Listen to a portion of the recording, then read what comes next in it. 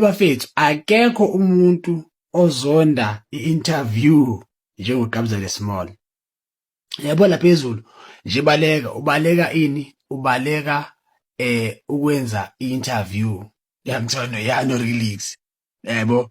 Bantu aba-understand mina why most of ama-artists baleka because bakhona ezinye izinto like abantu abazitshintshayo or babuza imibuzo unnecessary and all those things. But interview ibalekile at the same time because yenza ukuthi abalandeli bakho baku-understand way better. Uyayibona lento leyo.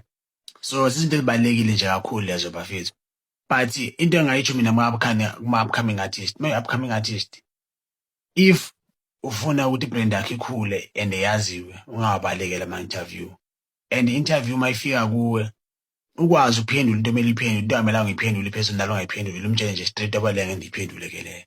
You understand that way is gonna build your brand, abantu bakwazi u-understand music wakho, bakwazi u-understand ama-lyrics wakho. But oGabza ke bayabaleka, but banama-reasons wabo why bebaleka bona. And maybe abasebenzela lento leyo, we don't know. But you see them, basesegimini namanje means abasebenzela. The case is out. Kulman, no, asikhulumi buka. No, Kulman, ngiyasalutha ngiyobingelela. Uthanda buda azoqhawula. Aw, yaphila buda. So ngiyabona usupendile.